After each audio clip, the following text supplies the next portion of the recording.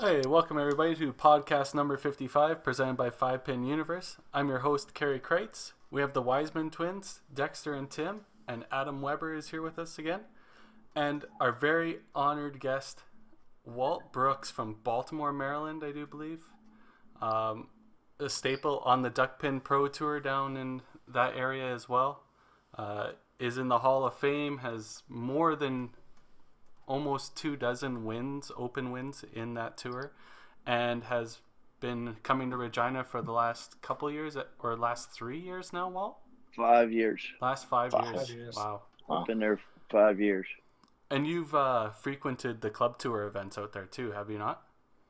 I haven't missed a club tour since 2012. Wow. So Good for you. becoming a staple on the 5-pin scene for sure on the professional side. Great to have you on, and we're excited to hear your thoughts on our game up here in Canada and how things are being affected down in your area with this whole Corona thing. So I guess that'll be our first topic for you, Walt, is how has the Duckpin Pro Tour responded to COVID-19? Well, here in the States, the Duckpin Pro Tour has canceled its first two stops. The first stop was supposed to be last weekend in Suitland, Maryland, at the Suitland Lanes, Suitland Bowl. We were gonna bowl there last weekend, and it was canceled. Just got the email this week, yesterday, I believe. The tour in Connecticut at Lucky Strike, which was supposed to be the end of April, has already been canceled. I do believe the Hagerstown stop will be canceled in May. And, I think earliest it will be out of bowl is middle of June, but I'm not foreseeing that happening. This could be in jeopardy of canceling the whole tour this year, I believe. Yeah. Well, I think we're even getting to the point, it hasn't been announced yet or nothing, but definitely talks that the Heritage Traditional in May for the Western Canadian Bowling Tour is looking like it's at least going to be postponed probably, if not canceled altogether as well. It's, we're lucky enough that ours runs through the winter, that we got through most of the season, but now all the provincial events and national events are coming up and they're all in danger, right? Yeah, people's full seasons, the things that people have been striving for all season, are kind of getting postponed or going wayside. But it's kind of the nature. None of us have any control over what's going on. So it is what it is, and safety first, and everybody gets through this. How have things been going down there in the States there for you, Walt? How's the whole COVID thing being affected, like life around there? Well, it's definitely changed. It's been a few weeks since we've done any bowling here. All of it's been shut down. We did bowl a Pop Witten tour the weekend before. This was 2 weeks ago, 3 weeks ago, 3 weekends ago. We bowled a Pop Witten tour, and we had 152 entries, and everybody's like, "You're crazy for bowling," which I ended up finishing second in that tournament. But it was the last time that I competitively bowled. All the leagues from there on, the big corporations were the first ones to close their doors and say we're done for 15 days, and then we got another email last week. It was April 1st, and then April 1st is come and went today, and it's going to be extended till to be announced. So they're not just doing a 2-week thing. Most of our Duckpin leagues have canceled the rest of the season, and they're just shortening the prize list to the standards. Yeah. So that's a good question. For me, when does your Duckpin season run? Like, do your leagues run through the winter as well, or are those in the summer to follow the tour? we have two separate league seasons. We have a winter season, generally starts the end of August or the beginning of September and runs somewhere around the end of April, middle of May. Okay. And then they do a short, like 12 to 14 week summer league. We have some bowlers that don't particularly bowl in the summer, besides bowling tournaments. Here, our Pro Tour bowls throughout the summer, and we also bowl the Pot Whitten Pro Tour 11 months out of the year. Wow. So for 8 months, there's 2 professional stops each month for 8 months, and then the other 3, we don't bowl in December, but the other 3 months we have something. I guess a question for you is, how far do you have to personally travel to get to, like, say, the farthest Pop Whitten Tour event or Duckpin Pro Tour event? How far away is it from you? The farthest Duckpin Pro Tour event will be in Rhode Island. For me, depending on traffic, I can drive to Rhode Island in as short as 6 hours, maybe as long as 8 hours. But most of them are within the 4 that are in my state. One of them, the farthest, would be like an hour and 10 minutes away in Hagerstown, Connecticut. Anywhere, it's either 4.5, 5.5 hours, depending on traffic. Right. I guess that makes it a little bit easier for a tour like that when you have such a conglomerate of bowling centers and tournaments that can run within at least a couple hours drive for most of the competitors. That makes it a lot easier.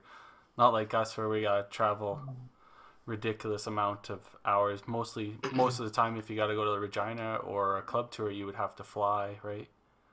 Right. Yeah. Well, I have driven the club tour. I can get to Neves in about 8 hours, 8 to 10 hours. Mm-hmm. So depending on traffic, but I can also I have flown into Buffalo and drove in from there. So most of the time, that's what we do. I've driven to Canada about 3 times on the club tour. But most of the time, I fly into Buffalo, rent a car, and go in from there. How many tour stops do you have on the Duckpin tour, and how long does the actual tour go till? The National Pro Tour starts in the end of March, and it runs all the way till November. First week in November. If this was to kind of if this was to calm down, say in July or August, would they do a shortened season, or would that be beneficial to the tour? See, unlike I know you guys pay a membership to be a part of the Western Canadian Bowlers Tour, or anybody can bowl it, correct? Yeah. Okay, but you're not in the running for the end of the year tournament. That's right. To gain points, you have to be a member of the tour, but you don't have to be a member in order to compete on the tour. Right. Yeah. So on ours, we pay a membership regardless. You can do an adopt a bowler one time. After that, you have to pay that $50 membership. So at what point does it make sense to collect a $50 membership unless they say they're going to prorate it and say we're only going to charge $25 this year? You know, I do believe it's going to be a minimum of 3, maybe 4 tours. You know, and if they're saying this is going to come back in the fall, I think we're going to have these same worries in the fall. Mm-hmm. So for bowling centers, I think they're in big fear of what's going to happen. 100%. Yeah, bowling around North America is definitely in dire straits at the moment. But Right. So, Yeah. well, I guess the question is though, say besides the second wave that people suggest or could be coming up, we don't know, but we hope not, but it's very maybe plausible. But like I was thinking about Red Deer, I was thinking about your Duckpin events. How many people actually will have money for these things, right? You have to look at that too. How's that going to affect entry fees? Because people are going to be on EI or help wise and are going to be laid off, right? So then you're going to be really, Right. I think, minimum on travel and stuff like that, right?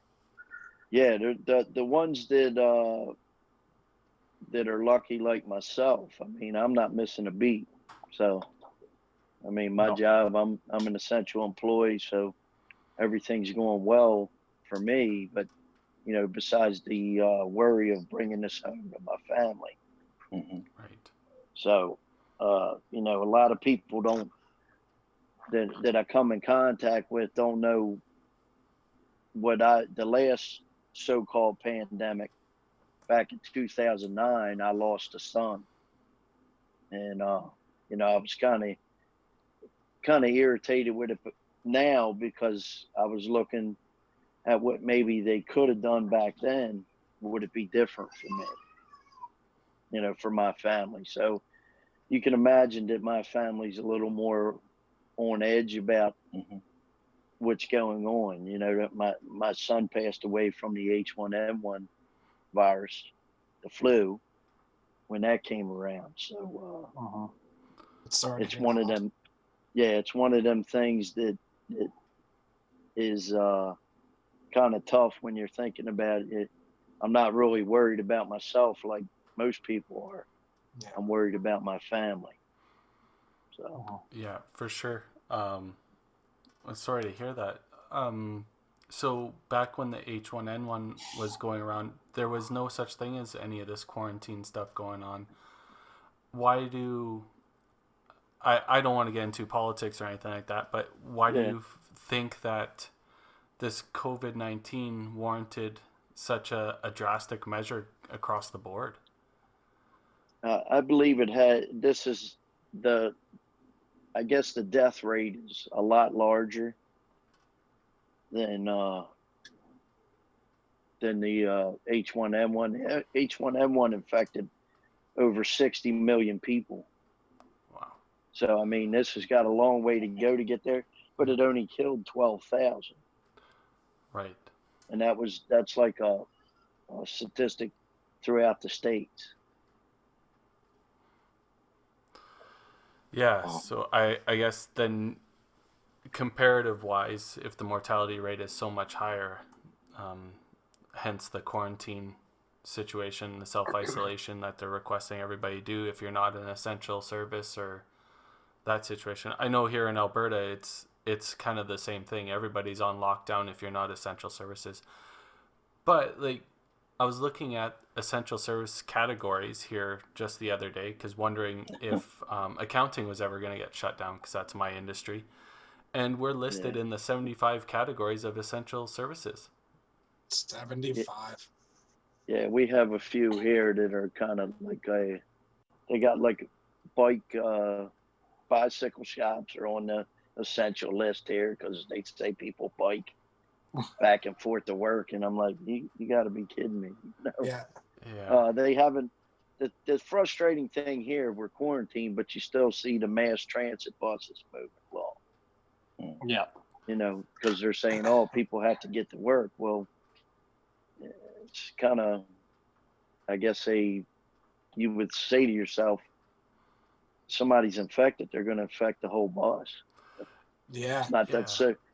Well, no social distancing on a bus. Yeah, I seen something today about taxis, Ubers, and Lyft regulation got passed. I'm not sure where that was happening, but I'm not sure if they're only allowed to transport one person at a time now, or what that was all about. But you would think the public transit would be under the same regulation. But so when this all started happening 2 weeks ago, Edmonton Mayor Iverson had decided that he was going to. He said we're gonna limit buses, like shut them down slowly, have less public transit, so there'd be less less people being around each other, and which worked out horribly because then you see the next day there's people crammed into these buses because they still need to get to work. So now all of a sudden people are wall to wall, like can't even breathe trying to get out of these doors. And major mistake. So some of the great essential services, liquor stores. Yeah, they're essential here too. But in all fairness, they have to be essential. Imagine the strain on the healthcare system if you had addicts and people, all that. They call alcoholism as a disease. Yeah. Which I don't agree with because you choose to do it. But they say a person can die from alcohol withdrawals if they're an alcoholic. So I guess that's why they're keeping the liquor stores open, and they are busy. Oh, yeah. Are they ever? As we know on the bowling tours, there's a few functioning alcoholics, so I can see that happening. If they weren't before, they're going to be after this. People, stop with the chugging nominations. Yeah, that's one thing that we talk about a lot when they say how is it. I'm like, you got to get up there. You got to get out west of Regina, and these guys win money and they lose more at the bar.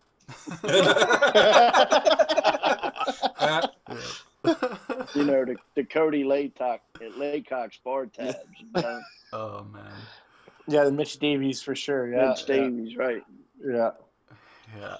Well, it's not that; it's the casino. Well, the casino too. There's nothing like the rules out there in Regina at the casino, but.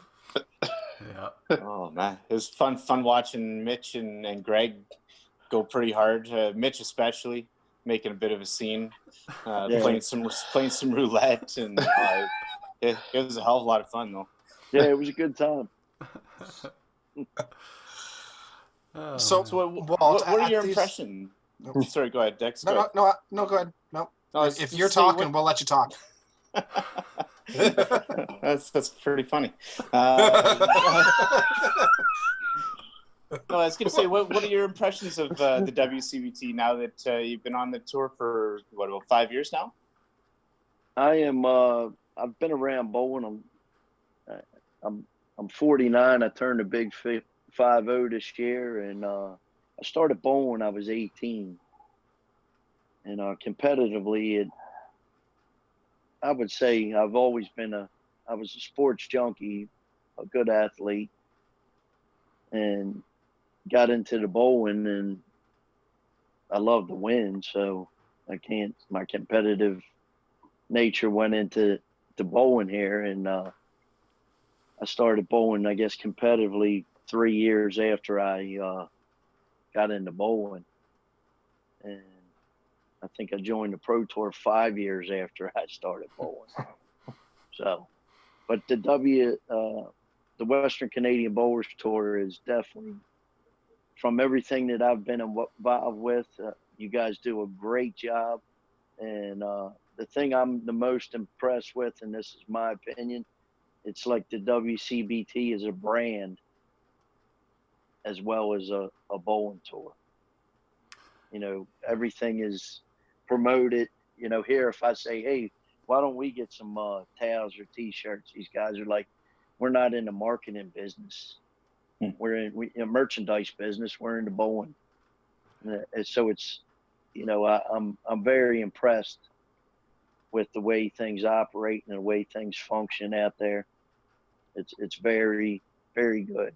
It's some of the best. It's, I've been on the governing body of the Pro Tour since 1995. So I've been on that governing body for a long time, and we've different agendas through presidents. We have different presidents from different areas, and some have an opinion, and some just to say, hey, I'm for this, I'm not for this. And when they're not, it's not always a biased opinion, an unbiased opinion. It's a biased opinion. Yeah. So not that they have votes on these things, but it's hard to sway some of their, I guess, cronies. You know, when they speak up, these guys have been put on the tour to put on the governing body by them, or like it's like they're voting for whatever they want. So yeah, that was a conscious effort on our part when we started the whole WCBT brand, was to market it and kind of take what the Pro Bowling Tour or the PBA down in the States, 10-pin does, right? They brand themselves. They try and market it to people that want to invest and advertise along with it, right? To help create a prize fund and that situation. So I think that's something we've done very strongly.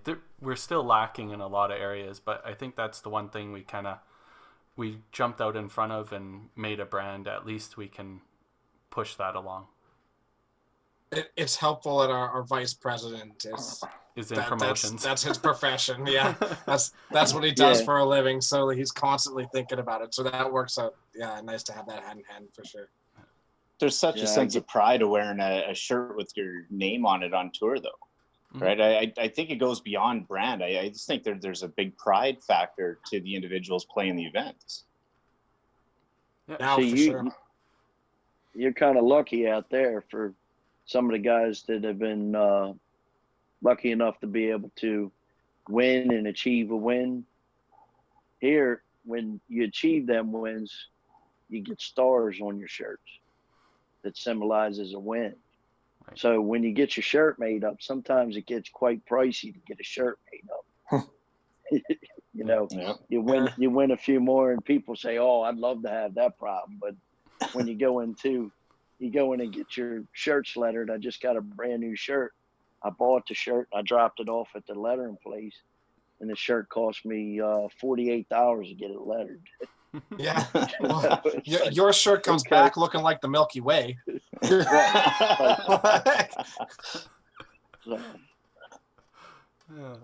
funny. That's super neat. We do something similar for our masters here in Alberta. Yeah. So we have our tournament shirts, and then we have our traditional shirts, and our traditional shirts are used basically for ceremonies and national events for masters. But for every provincial tournament win that you get here, you get stars to put on your shoulders. So it varies. You can hand them in and change them in for like a 5-star one or a 10-star one, or if you're Diane Violini, a 50-star one. But it's neat. It's neat to see. We have a woman on the women's tour named Amy Bisson Sykes, and she's in the upper 20s in wins. Crazy. I think our leader is Don, and I believe he's at 19 or 20, but he has quite a few wins. So, not stirring the pot here, Walt, but why is there two separate tours? Why don't you guys just bowl together? Because one of them is a local. Okay. One of them is a local, and the other one's the national. Okay. The old Virginia Pro Tour, if you were a member for years, if you were a member of the Virginia Professional Duckpin Association, you could not be a dual member. You couldn't belong to both. So for years, you had to choose to either bowl in Virginia or bowl in the National Pro Tour. They had a big, I guess, falling out about that. And as we're talking back in the day when they used to draw 180 people on the Virginia tour, and they would draw 180 people on the other tour. So they never combined. You couldn't bowl one or the other. So you had very good bowlers that didn't compete in the national tour because they bowled in the Virginia tour, stayed in their home state, didn't travel. There was a few that did, and they usually did pretty well, the ones that traveled. But that all went out the window, and Pop Witten Pro Tour was named as the Virginia Pro Tour. It was named after the guy, the director, the everything that used to run the Pro Tour, the Virginia Pro Tour, Ed Whitten, and that's why they named this Pop Whitten Pro Tour. They called him Pop, is what they called him when he did it up into his 80s. So very nice guy, firm. He would send out the lane assignments on a typewriter. Oh, really? Yeah, That's awesome. we're talking 2000. We're talking 2000, I guess, when I started bowling that Virginia tour. Around 2007, and he was still using a typewriter. Holy cow, that's awesome. You would get him in the mail. He was old school. No internet, nothing. He'd mail it on. Where do you get your typewriter fixed? You don't anymore. Where do you buy a new one? Yeah, where do you replace? I mean, since I believe he passed away a few years ago. So he was he was up in age when he passed away, but he was definitely a guy that it was an honor to meet, and it was an honor to see them name the tour for him, his family, to have that tour named after him. Yeah, that's awesome. So a question for you: what do you find? Obviously, besides scoring in the actual game itself, what's the differences between a national Duckpin Pro Tour event and a WCBT event? What are the major differences you notice? I noticed between the two is you can't re-enter in our events, which I understand on our end, but I feel bad when I try to talk it up. I tried to get them to do a re-entry tour so I could, at least say, hey guys, they're going to do a re-entry. You could come here and bowl all weekend. That doesn't happen. You get 8 games, 1 shift. Their thinking is, well, why do we want to give the good bowlers a second bite at the apple? Right. Because usually the better bowlers, they might not bowl good today, but they may bowl good tomorrow or the second shift. That was a huge accomplishment for me to make that last Regina stop, make that cut on the second shift. Yeah. You bowl 8 games and then you bowl absolutely horrible for 8 games. Yeah. And then come back and turn it around in the second 8, Yeah. and make it. So. But the thing is, Walter, if say it wouldn't entice you as much coming up to Regina if you didn't have that second life or that third life or that fourth life, right? You coming up here just play 1 shift and honestly on Friday and then it's over and done with. See you later, right? It makes it worth your while to come up here to play multiple shifts. Yeah, the ability to. I mean, yeah, when you're spending 400 hours just to get there, when you're in for 600, 700 before you even throw a ball.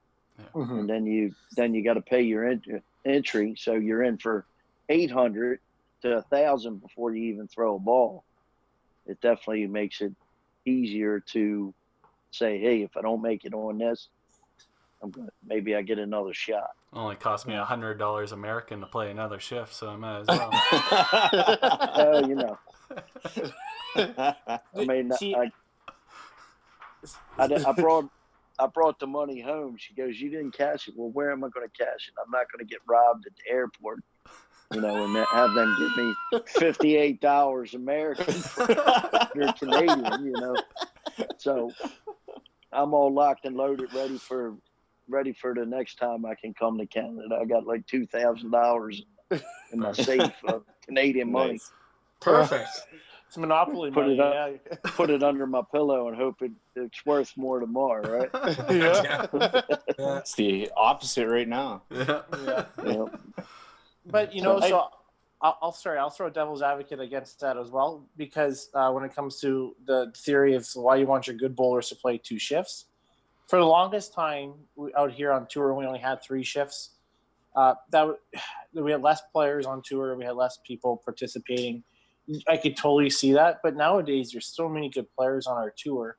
I don't know how it is with Duckpin, so that's a different story altogether. But with us on tour, there's so many good players that even you could have a second and third entry, you still those good bowlers might not make it anyways, right? So yeah. Well, I mean, I've been out there, and there's one thing that you know, and it's the same thing basically here.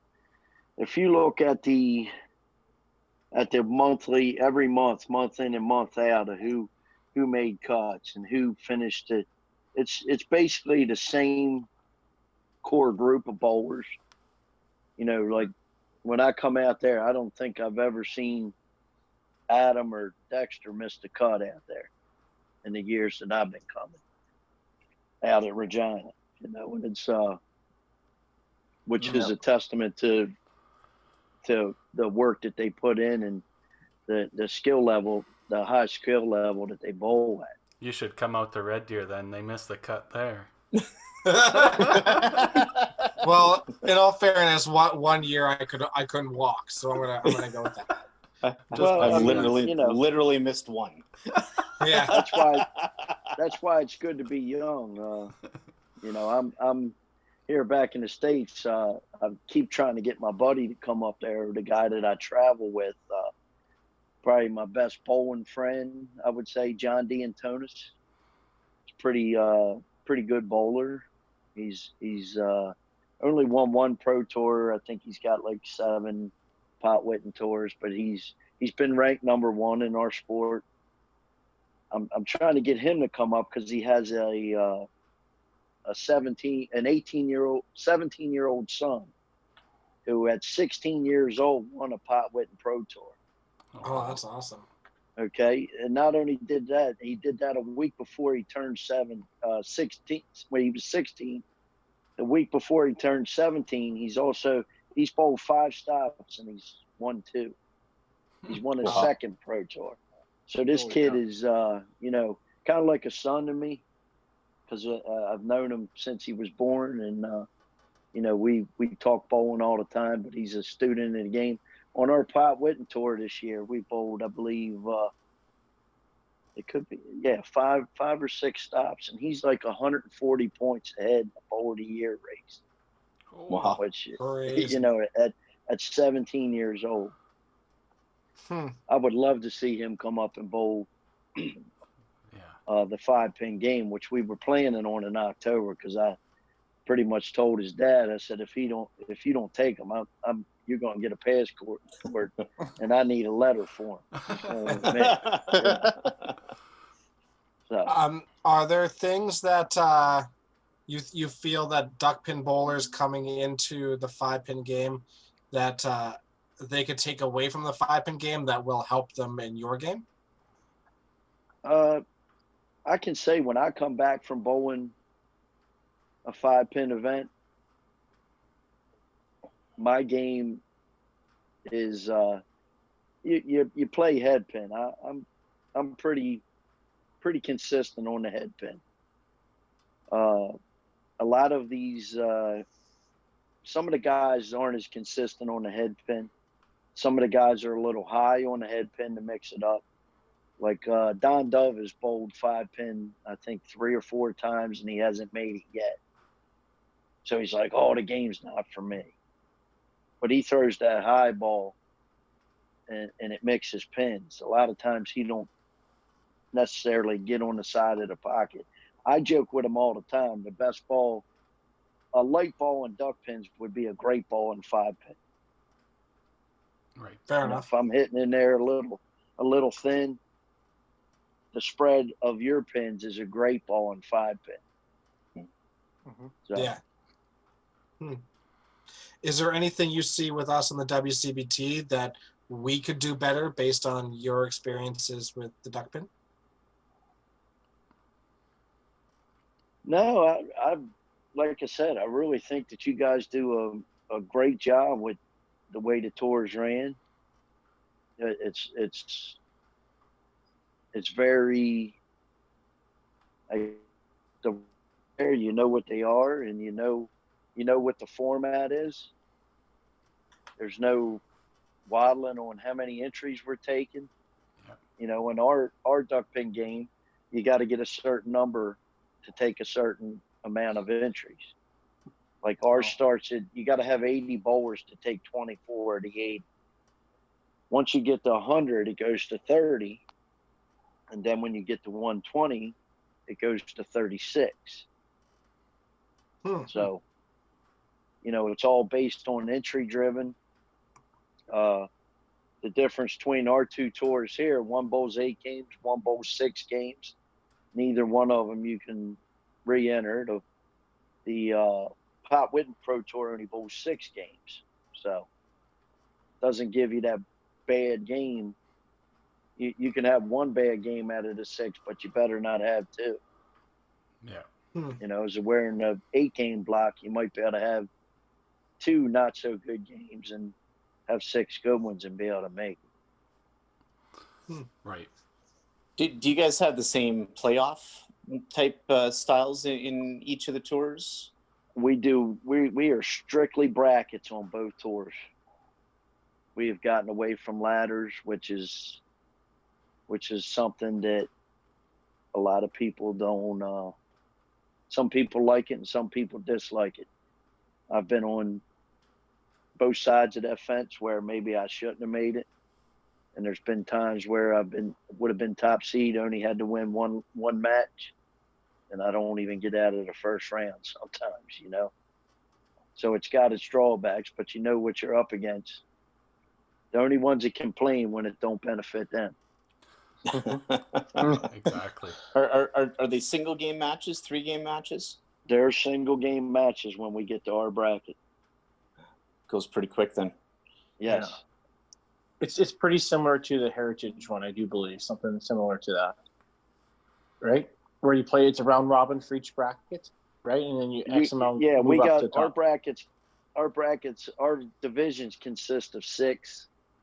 So they put 6 people in a bracket and you bowl each one of them once. Win, loss, total pins. Right. So it's breaks ties. It's win-loss first.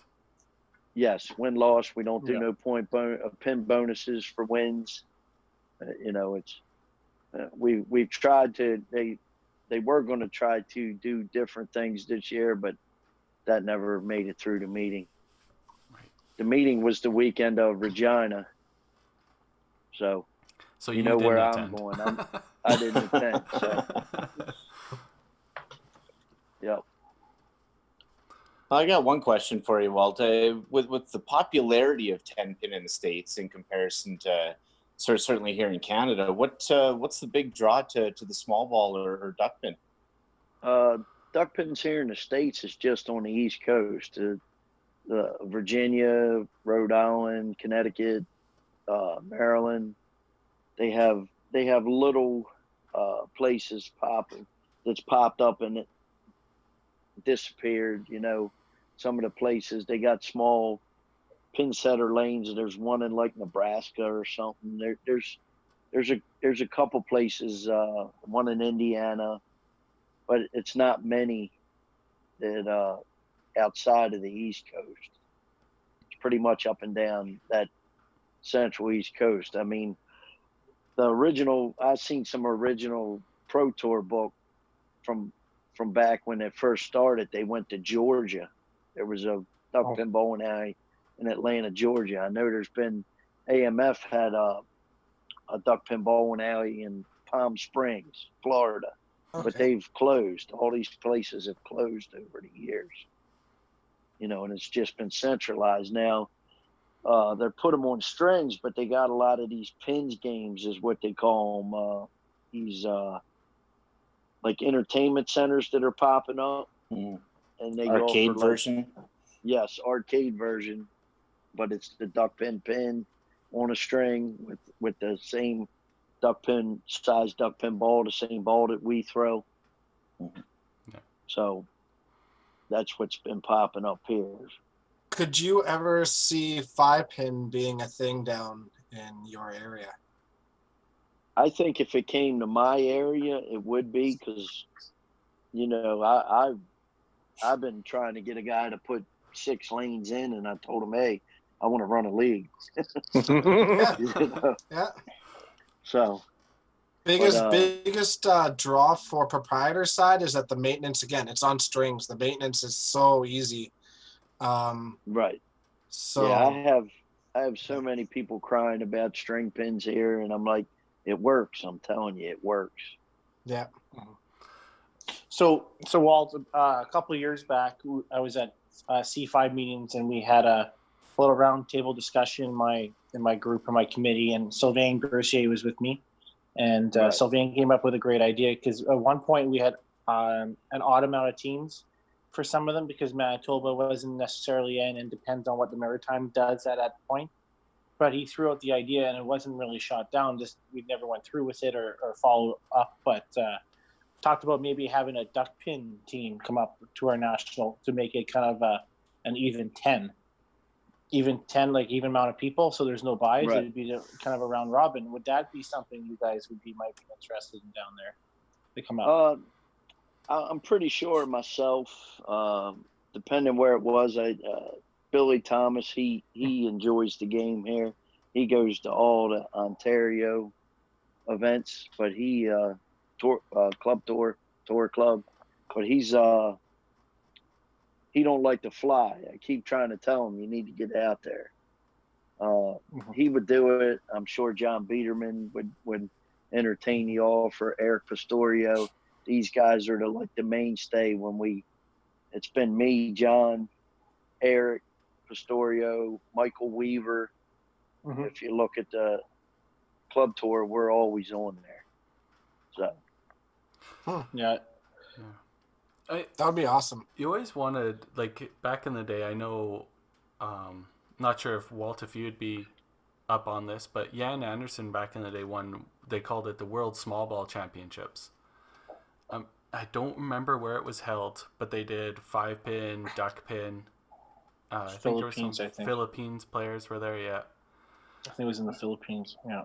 I really wish they would it was consider in the Philippines. doing something like that again, because like Duckpin uses the same size bowling ball as we do up here. Why couldn't they run a championship between scratch players on both sides? Well, see, a few years back, we had a gentleman that was our president of the National Duckpin Congress, or a former president, and then he became the executive director. He had a meeting with Under Armour, and they were going to do an international thing. And he tried to go through Argentina, right, and do us against Argentina. And I was like, Argentina's problem was all their bowling centers were subsidized by the federal government of Argentina. So they wouldn't take any outside sponsorship. Oh, yeah. It was some kind of loophole. But, if involved with that, man, we'd have been having a match, and Under Armour would have sponsored. I mean, they wanted to put up like $50,000. Wow. Would have been Canadian shirts and American shirts and whatever they, Yeah. But he was not one that was for the high bowler. He was more of a handicap type bowler, and he wanted to make it a handicap thing, and that just don't work out. Yeah. I mean, down here they did a thing called the IDBC, International Duckpin Bowling. I don't know what they called it, IDBC. Yeah, that's what it could have. But it was with Argentina, and they came to us twice, but they didn't even pick our best bowlers. Because Argentina had one guy that was very, very good, and then the rest of them were just, I would call them an average guy. If they'd have bowled 8 pro tours, they'd have probably been lucky to make 2 of them. And that they would have called that good. Right. Where the one guy was as good as our top bowlers. The gentleman that got it together, he didn't even pick the best bowlers. And I asked him, I said, not that you didn't pick me to represent, but you didn't pick Don Dove or Scott Welgemuth or he said, well, I didn't want to embarrass him. That's what he said. Kind of funny, to say this. So yeah.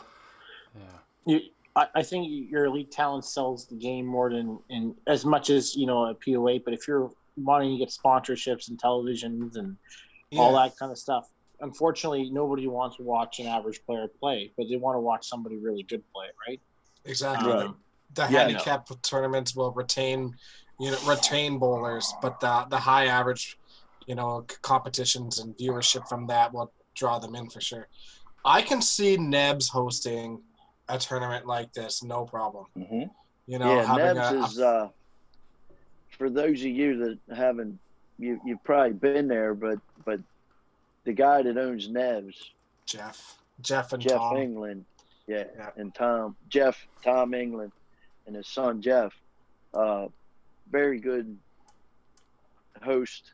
And when you talk to Tom will walk you around the bowling alley, and he would, I mean, from top to bottom, he just loves to show what he's doing, and it's what they're doing now. That place is going to be incredible. Yeah. The grand entrance that they're making, and it's.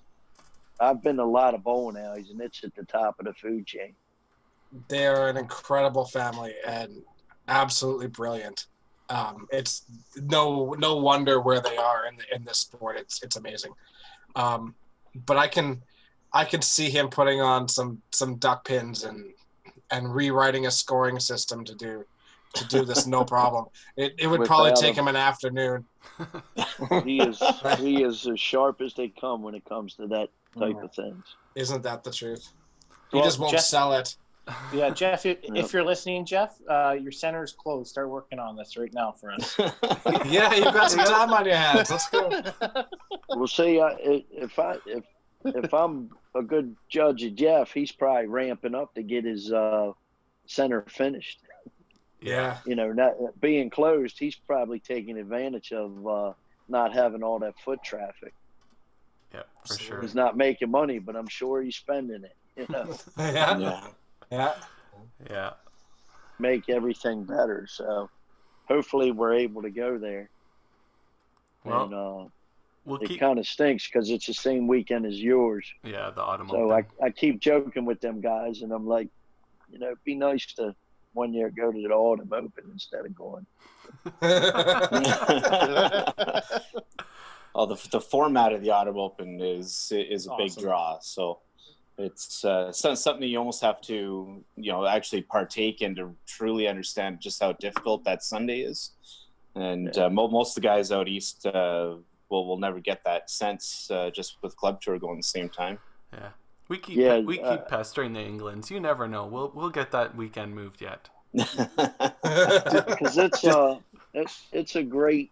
They have some great bowlers in Ontario, but when I come out to the Western Canadian Tour, it's definitely I guess the class of the field is much better. Well, it's a good mix, right? You get some of the best players out of the Ontario and the East and Quebec coming to these tournaments because just the numbers are there. We have enough people there to help push that prize money to where it makes sense to come out and play, especially if you're at the top of your game, right? Right. I would love to see guys that, some of the notable guys out there like Mark Goulet. Yeah. Mark Goulet is incredible. I think he could compete with anybody out in Jeff Young has been out the Western Canadian Tour. Mm-hmm. He's a great player, naturally Mitch. You gotta get Mike Herbert just for entertainment value. Yep. So yeah, exactly. Cody's one of the better players out there, and guys like Bobby Torville, pretty good if you can. When he's playing well, his brother Mike. Yep. So it's a different class of player, I think, in Ontario than it is in out west. Yeah, it kind of makes you wonder, because we only run into some of those Ontario guys when we play them in national events for Masters or the Open. They only get to see us at that as well. If they ever came up to one of these events, or if we could make it out to a Club Tour event, to see the level of commitment to the game, because there's money on the line, there's that extra pressure. There's a lot to be said to winning a national championship, but if you're telling me I can win an extra $5,000 by throwing a strike, you're going to see a level of concentration a little bit higher than a gold medal, I think. But right. Yeah, we that's a big thing in our leagues here. We do strike balls, and that you can go in there and win a few $1,000s for throwing one strike. yeah, Naturally, ours carries sometimes. It goes quite a few weeks, because in Duckpin sometimes you could throw a great ball and not strike. right. Do you find that in the Duckpin game where there's a lot of luck added to the pinfall portion of it? Like you said, you could whiff on the head pin, you might be able to get a strike. Right. You may be able to get a strike by not hitting the head pin, and it's it more or less the good players always rise to the top because they make good shot after good shot, versus some of the guys that throw a few errant balls and they get away with them. Right. And they cash that in, and that's one thing I just love about the 5-pin game is there is no backdoor strike that I've seen.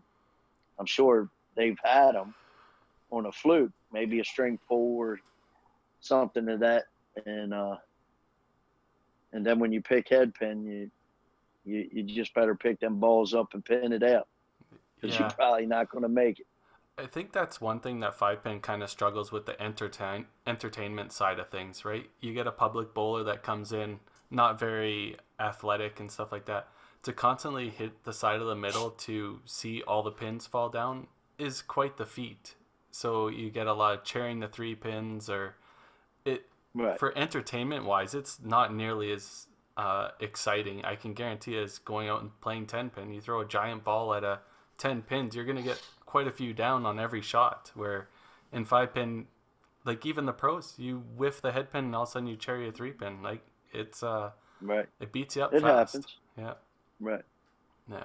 So it amazes me that 5-pin centers can stay open on just entertainment value alone. There's got to be a lot of alcohol and food involved in that for sure.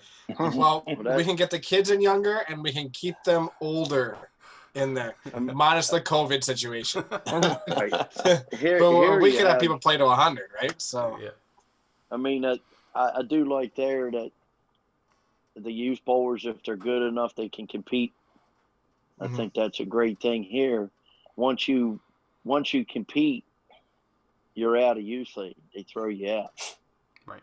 really, So like my friend's son, who there was nothing in youth league for him, Colby, and he is already won 2 pro tours, so the decision was kind of easy. yeah. It's the professional versus the amateur thing, right? So in a lot of sports, Right. if you're an amateur and you decide to play a pro event, even if you win cash, they can't accept it if they want to stay an amateur. They would have to give up their amateur status to be a pro to collect Well, that see, cash. here Right? here it's not. By him bowling what they call professionally, it's not considered professional sport here. Yeah, it's So not here that's either. where it doesn't like if you were bowling 10 pins and you accepted money, yes, you forfeit your collegiate eligibility because it's in the same sport. Right. That would be the only difference. They don't recognize duckpin bowling as a professional sport. Yeah, because there is no collegiate side or amateur There's side no- to the sport. Right. Yeah. Right. Yeah.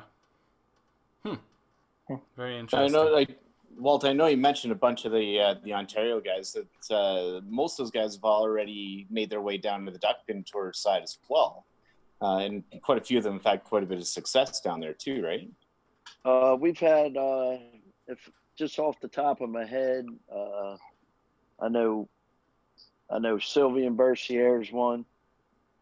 Mike Herbert is one. Nathan Cooper is one. Jeff Young, just has won, but he also won a Bowler of the Year. The 1 year that he played the full year. So just a testament to, I guess, how well you guys transitioned to our game. He throws from the wrong side though, so. He's one of the better. He's got a good action on his ball when he gets it in that pocket, which is most of the time. Yeah. Mm-hmm. So Walt, what was that event that Mitch always talks about? The 4-player team one with him and Jeff and Jen and Amber. They caused that was a 540 scratch team tournament. Okay, and they allowed them in right on the 540 number, and Jeff didn't bowl.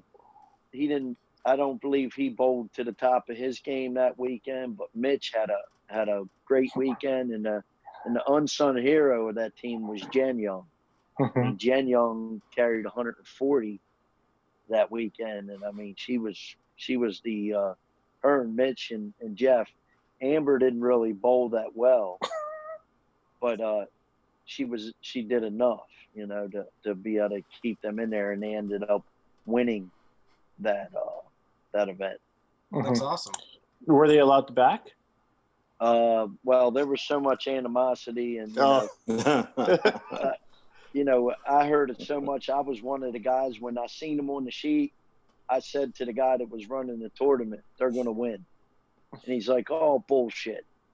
And at the end of the event, I said, hey, did they win?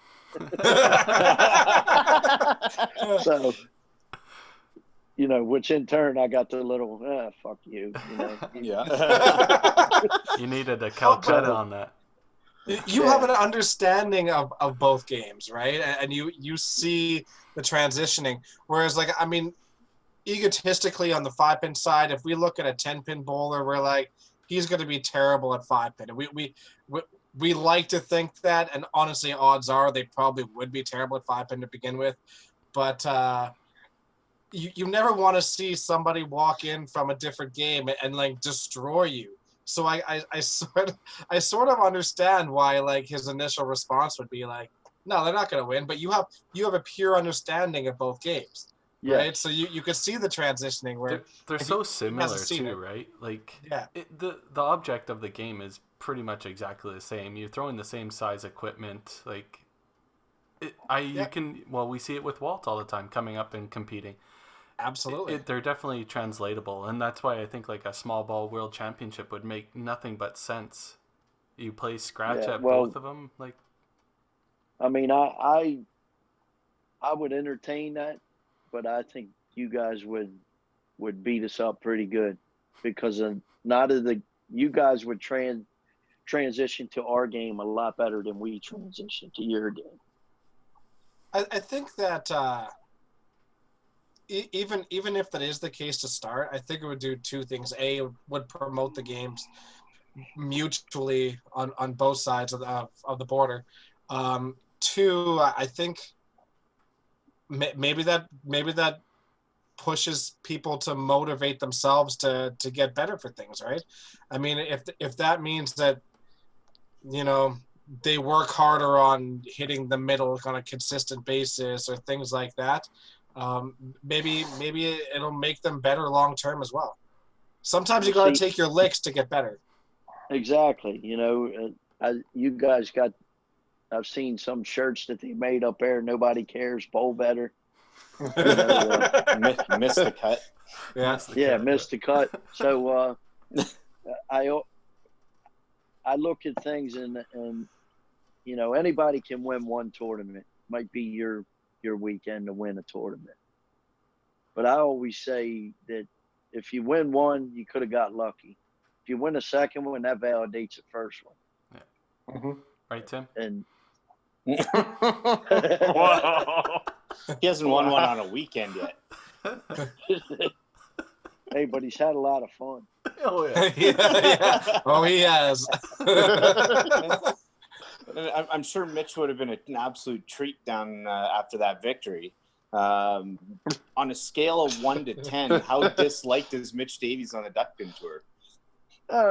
He hasn't bowled enough of them. I mean, I bowled my first tour the first tour he came down. He was on the lanes with me, and it was a 10-game event. And Mitch, first time he ever bowled it, he peels off 1550. For 10. So he averages 150. Over 150 for 10, which is a good number. So, as you can see, he's a great bowler. He's one of, as you guys would say, he's probably one of the top 10 players in all of Canada, I would say. Yeah. But he's a guy that I guess I wouldn't call it confident. I would cocky. I would call it confident. He is. Sometimes he can rub people the wrong way. And, I can't say that over the time. Me and him, we had words a few times, and just recent, this stop, I really felt when I went to Jeff's. We kind of sat down and we're talking, and he's like, I maybe we ought to sit down and let some things go. And I was like, I never had any ill wills as it was. I'm the kind of guy that you could say something bad to me and I'll still say hello to you tomorrow. Yeah. Tomorrow I'll say, hey, how you doing today? You might not want to talk to me, but it doesn't matter. Yeah. It's funny. Mitch has always been known to be the guy that can stir the pot. And lately, for whatever reason, he's been posting these 14 days without a bowling or whatever, and he isn't stirring the pot at all. And somehow, in the conversation, things get derailed, and people are just pissed off and angry over the dumbest things I've ever heard. Oh my God! So Walt, do you call it a bowling alley, or bowling center? We call it both. Okay. We do too, but apparently a bowling alley is offensive. Who says that? Just social media, just a bunch of trolls. I'm telling you, for people listening out west, you know what? At least in our area, we have always called it a bowling alley. We own a bowling alley. When we get up in the morning, we're like, or when we're leaving work, it's like, hey, what time are you going to the bowling alley tomorrow? It's just how we talk. And I am not here to offend anybody, but my God, we're having this pandemic going on. Why are you worried about this?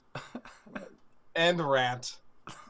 Yeah, but when I was out in Regina, I naturally, I really appreciate Mitch. He always invites me to stay with the Ontario guys, and he makes me part of the crew there, and we talked it even out there. And I mean, to have Mitch say some of the things that he said to me after that weekend, I was kind of made me feel good, about my game and myself. So you come out here and you do well at this. This is the top level of our game. Yeah, that's one thing about Mitch too, right? Like he understands where the game is at, how people are playing, and he always asks questions. Like great promoter of your game. Also, yeah. he wants to be successful, which I guess you would when you're one of the top players. When you're trying to rake, you got that. Yeah, you got that cash, that extra cash money, right? Exactly. Yeah. Oh, he's the epitome of basically a student of our game, right? Right. And his knowledge, his stats, his desire to push, especially the elite side of it to another level. His maturation process over the last, I'd say, 5-6 years has been absolutely incredible. Yeah. Right. Even when I kind of knew him a while back, he was a bit of a prick out there, right? But once you actually understand who Mitch is, all that kind of goes away. And I'm sure he still has that image in some people's minds, but one of the best in our game, both on and off the lanes. Yeah. Yes, he is. Yeah. I think we forget too, he had a couple humbling experiences that drops that prick level down a little bit. Losing a national championship by one bad shot, right? Yeah. But I think he understands the situation a little bit more than what he was back then. He's so good for the game. And I think the hardest part is that he's always been super vocal. And I don't think he quite understood exactly how to do that and have people listen. But he's figured that part out. He's always had a big heart. He's always been super honest. And that's the other part is Mitch is probably the most brutally honest person you'll know, but he's got your back and he's truthful. And so once he found a way for people to start listening, holy cow, has he ever been phenomenal for the game out in Ontario and all of Canada. I'm kind of that guy here, so some of the things I say people don't like, but they say that about me here. If you want the truth, ask Walt. He'll give you the truth. You might not like it, but and that's the part is that sometimes people don't want to hear the truth, and if you give it to them, they get upset. But yeah, Mitch has the best intentions for everything. Right, for sure. So, well, I guess we'll kind of end this podcast with just some special questions for you. Okay. Obviously, some of them won't translate to our audience, but we're hoping that maybe there'll be some Duckpin listeners. So, I guess my first question is, what bowling balls and what shoes do you use?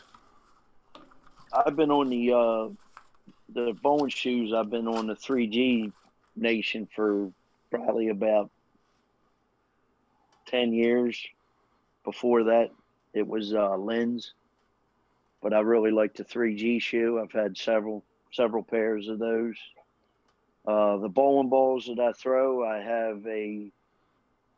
have a mixture of first balls that I change. My second, third ball is a set of Comets, red and white Comets here, and they're 5-inch. They're 3/8. And my first ball is the one that I switch. I got a Comet that's 311/7, which 312s are heavy. I got an Arrow that's 310/8. I got a Pro Line that's 310. I have a host of different Comets that I have that weigh different size, different weights. All of them being 5-inch. Now, when I come out to bowl the 5-pin game, I tend to switch the first ball to 4 7/8 to be able to get a little bit more, snap, because I notice you guys bowl a lot of games, and in our game, our guys have a hard time bowling that amount of. They use their legs a lot more than you guys use your legs in your game. Right. If that makes any sense. It does, yeah. Oh, for sure. Absolutely. Obviously, a lot less trying to reduce the wear and tear on the body, right? Exactly. Back here in my game, I've taken a step out of my approach. I used to bowl 32 to 34 mile an hour from the back of the approach, and I took a whole step, if not more, out of it, and I'm throwing the ball 26 to 28. But the wear and tear on the body has been worth the not mixing up, mixing pins as well. Snapping the ball a little more ball speed. Not all centers are good for ball speed. Some of them are more or less medium speed to regular speed ball, not the highest fireballers. Yeah. So that's very similar to 5-pin as well. Neat. Yeah. So I guess we might as well ask. We obviously won't know who this is, but if we do have some Duckpin listeners coming in for Walt's episode, who was your bowling mentor growing up? I had a few. Naturally, I got into this bowling by going to watch my parents, and I was sitting there back behind their lanes and watching, and the woman that was the secretary of the league said, "Hey, why you sitting there? They need a sub down there." So I went up and got my rental shoes, and I went down there and I bowled.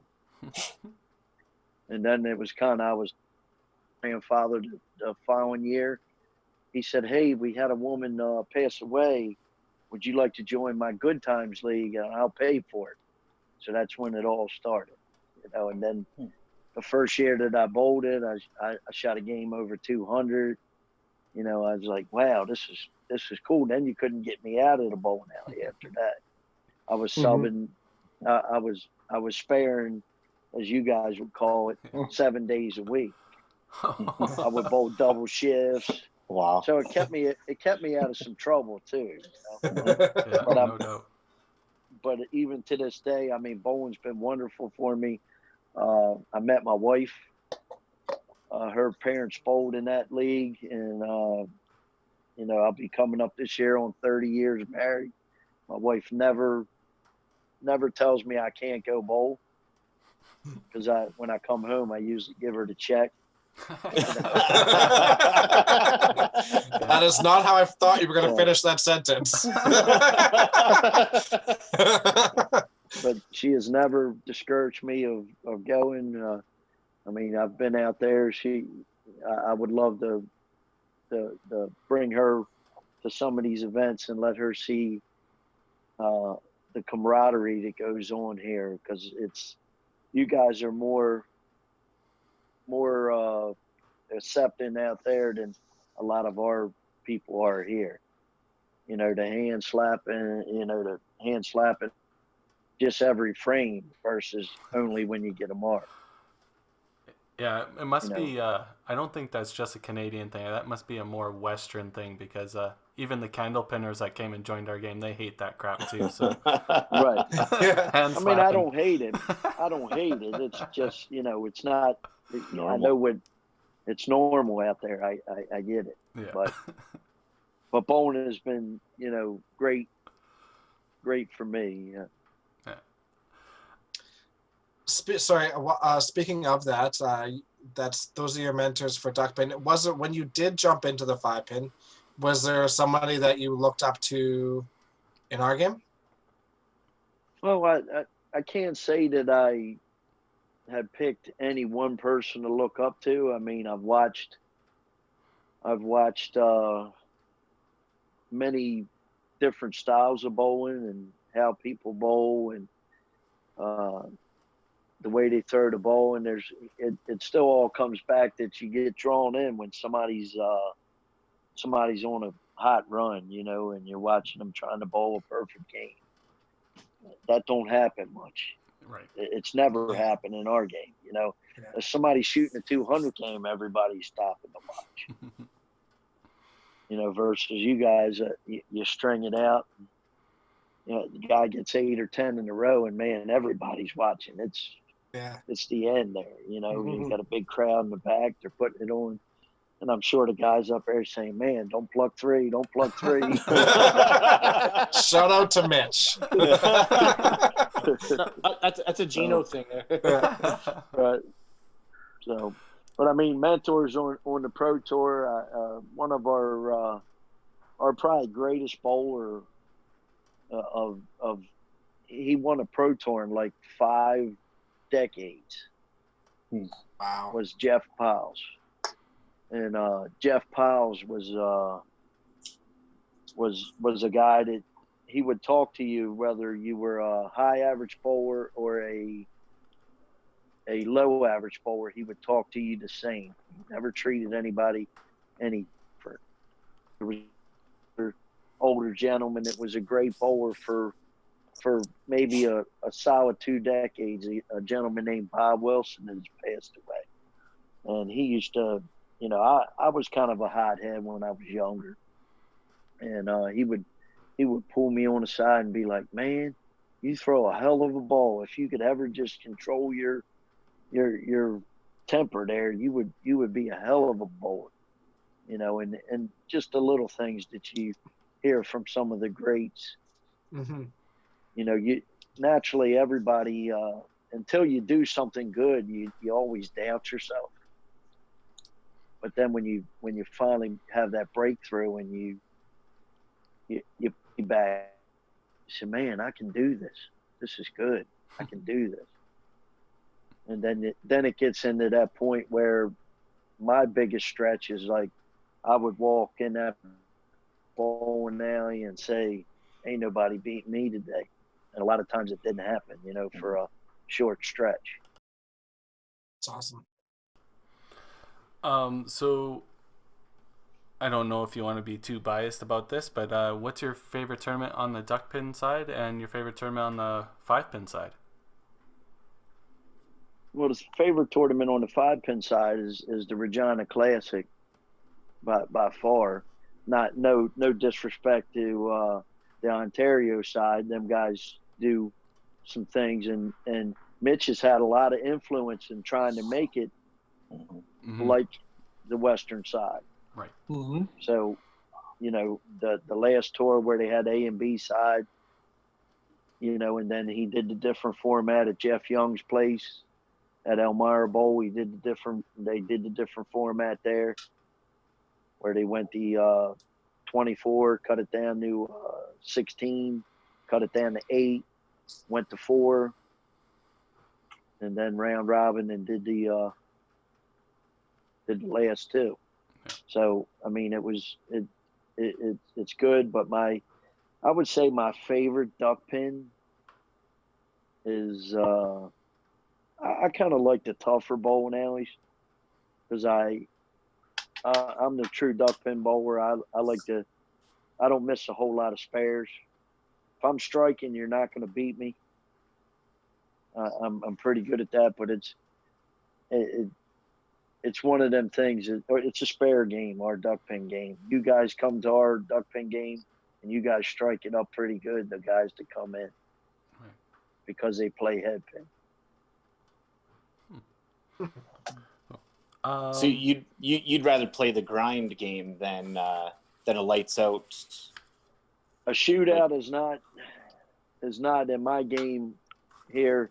I don't like the shootout because if you're not striking, it's going to be tough. Yeah. Mm-hmm. I'd prefer the game where you broke 10 singles in a game, and that was what you had to make, or you broke a 2-pinner, right. Something that you had to bear down on a second ball. Mm-hmm. What's your high game? My high game is 246. Oh, so. Wow. Which the world record in our game is 279. So there's never been a perfect game. Right. I've shot over. I think I've shot over 230 probably about 15 times. But it gets tough. Even the best balls. I think if you took a machine and set it up to roll the ball in the same place, the same speed, the same everything, you wouldn't throw a perfect game. It wouldn't throw a perfect game. Mm-hmm. Just because the pin carry. Right. Crazy. So I guess you kind of equate a 230 to, like, I would say a 410 or better. Yeah. Probably. Yes. Yeah, I would say that would be an accurate statement. Yeah, very cool. Do you have a toughest match that you want to let us know about, a memory or anything like that? In both, or completely up to you. I mean, I've had some knockout, drag out battles in Duckpins. Last year, I had one. The last one that I can kind of look at and recall was a young gentleman named Matt Anastasi, and we bowled at the Masters out at Greenmount Bowl. He got up first. Long story short, he throws a double in the 10th to put me on. I'm on a strike and I need a double, and I threw it and I beat him. A game. It was like 180 something to 170. Oh, Wow. 5. Wow. So that would have been one of the great finishes matches that I had been involved in recently. But in the 5-pin, I mean, some of my greatest matches are, when I went the first year that I come out to Regina and I made the cut and I bowled Gino the first round. And, hearing Gino was like the equivalent. He's got a lot of wins out there. I know he's an older gentleman, great guy, but my first game on the Sunday was like, I think I shot 398 at it. and I'm sure he was probably saying, who the fuck is this guy? So, which I ended up beating him in the 3-game match, but it wasn't by much. He had come back, and I mean, I won by a shit ton the first game. It was over, I believe it was over 100 pins, and that's one of them things that I still have problems in the scoring. I don't count them as quick as you guys count them, and the pins add up. Yeah, add up quick. Knowing you're never out of right. You couple head pins, and you run all 3 or 4 strikes, and you got pretty much if you had a big lead, you don't anymore. Yeah, exactly. No, it melts away pretty fast. Yes. So I think that's kind of all the questions I have. Is there, I guess, what is your ultimate goal in the sport of 5-pin bowling? Obviously you probably want to win one of the events, obviously, but do you have any insight ever to make like the TV show that the WCBT prepares at the year end or anything like that? Well, time is ticking. I have discussed that with my wife. I would like to commit to bowl the full season, the full schedule, and be a member to try to get to that part of that would be a goal. I mean, naturally, my ultimate goal is to win a 5-pin tournament. Yeah. There hasn't been an American do it yet. I've lost in the Final Four 3 times. And I've also, we've had one American go to the final, Michael Weaver, and he lost in the final, but there hasn't been a American win yet. And that's what I strive. I've achieved so much in the Duckpin game that, I kind of yearn to win one of these 5-pin events. That is awesome. Yeah, that's very cool. But it's not good to come out there and try to beat the best of the best, But that wouldn't be I mean, I was lucky enough to have my best set, 3-game set there against Dexter last time. You annihilated me. but then I hit Brad the next. My reward was to get Brad. I probably would have rather sat back as a fan and watched you bowl Brad. But considering we had both of yous in the Calcutta, but yeah. One of these years I'll make you some money on that, I promise. So, all right. Well, I think we'll wrap up the podcast here. Yeah. Thanks, Walt. We can't thank you enough for joining us on this 5-pin podcast, but you were definitely a staple on our side of things, and we enjoy seeing you come out and talk to you every time that you're out here. Well, I appreciate you guys having me, and everybody stay well, and let's get through this. You too, buddy. Thoughts are with you guys for sure. Get back on the lanes. Yeah. You bet, buddy. Can't wait. Thanks a ton, Walt. Thanks, man. Okay, have a good one.